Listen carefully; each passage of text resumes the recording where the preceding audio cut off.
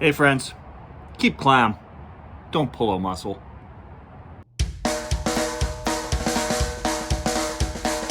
One, two, one, two, three.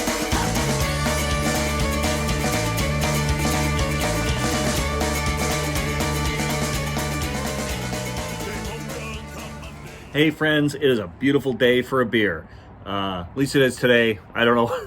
when this airs, it might be different. It's October 28th.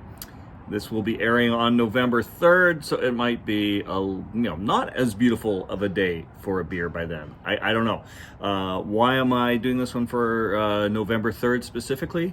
Because November 3rd is International Stout Day, and you got to celebrate International Stout Day with a stout. I'm going to do this with a stout. I've never had a style of stout that I've never had before. This is the Tide and Vine 21st Century Oyster Stout from the Kame and Kettle Beer Works in Fonthill, Ontario. I don't really know anything about the brewery. I don't know. I've never had an oyster stout before. I've never even probably really had oysters as far as I can remember. I don't generally eat of the sea, so so this is a totally new experience for me. This beer comes to me courtesy of Shane from Shane's Craft Beer Reviews. I've talked about Shane on the show before. If you haven't checked out his channel yet, you really should. He's got some really entertaining videos, not just the beer videos. He does some different stuff on there too. He sent me 3 beers from Kame and Kettle. The other 2 I'm going to do in my next episode. So if you want to know more about the brewery and the other beers that they do, make sure you check that one out. But right now, we're going to try this oyster stout. So and because I got it from Shane, Shane's a big fan of the hard pour, so I'm going to hard pour this. So I'm just going to tilt my camera down a little so you can see the pour. Okay. All right, here we go. Hard pouring an oyster stout.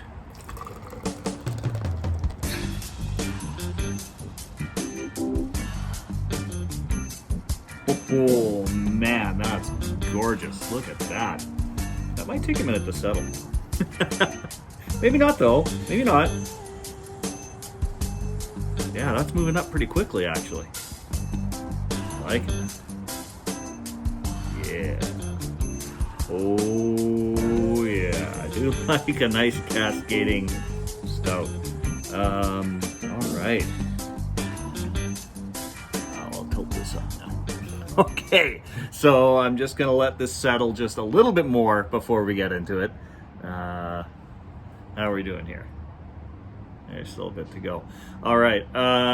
Okay, so like I said, I've never had an oyster stout, and I'm not generally into I've never had oysters. I'm not really into seafoods. I don't know what this is gonna be like, but let's check it out on the let's check the color first. I mean, it looks like a stout, right? It's not it's pretty black, maybe more of like a dark brown. I'm feeling.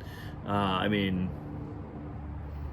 you got the tan head on there. It doesn't have like the creamy kind of head you get with like a Guinness, but I think that might have more to do with the pour, right? Because those usually, if you're getting it in a can, it's nitro pour, and there's an artistry to pouring a Guinness on tap. So yeah, it's kind of a more of a bubbly head than you get with a Guinness. Yeah, let's check what it's like on the nose. Not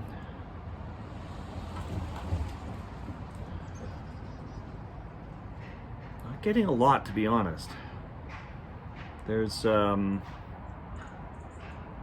hint of something. Like I'm getting something, but I can't quite discern what it is. Maybe that's the oyster? I don't know.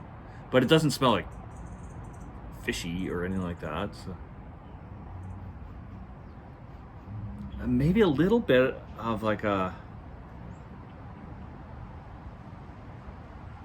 a bit of a roasted chocolate note. I don't know. Would there be chocolate in an oyster stout? I don't know. I mean, you get chocolate in stouts a lot, right? But I don't know in this style. But I do get like a little bit of that, like a bitter, dark chocolate kind of a note on the nose. All right, let's go in for a sip.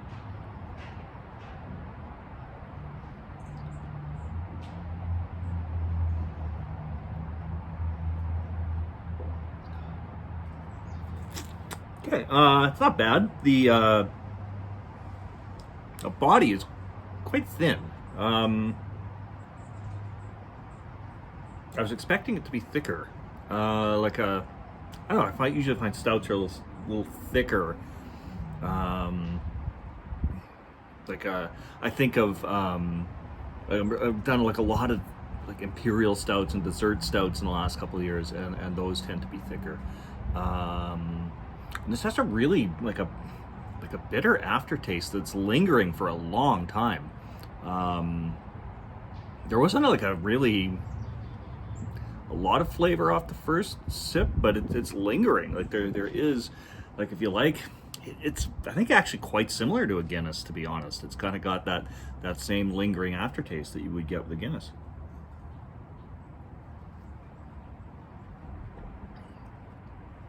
It's quite smooth going down. Like I said, the body's fairly light, but the mouthfeel is smooth, silky almost. And yeah, it kind of coats your mouth in a way. I think that's why the aftertaste kind of sticks with you for a bit. Yeah, that's not bad. Not a bad beer at all. I've had better stouts, but I haven't necessarily had a better oyster stout because I've never had an oyster stout. I'm surprised that it's not a little more unique tasting. I think it feels pretty similar to a Guinness, to be honest. It's even got that silky body that you get, like not body, but the mouthfeel that you get with a Guinness. So that's interesting. But yeah, this isn't a bad beer at all. I don't rate my beers like Shane does. I kind of feel like there's pressure on me to rate this beer because Shane gave it to me, but I don't know. It's a decent beer. I don't know. I 5. I give it a 3. It's decent. It's not mind blowing by any stretch of the imagination, but it's a decent stout. I would have it again. I wouldn't seek it out, but if I saw it somewhere and I was meeting up with someone who I knew really liked stouts, I'd bring this along.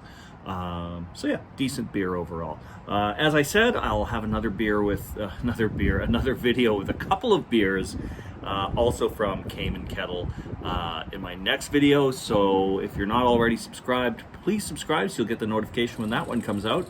And I try to do videos every Monday, Thursday, for the most part, trying to stick to that. So yeah, if you're not subscribed, please do. And I'd love to have you over for a drink again. All right. Cheers, my friends.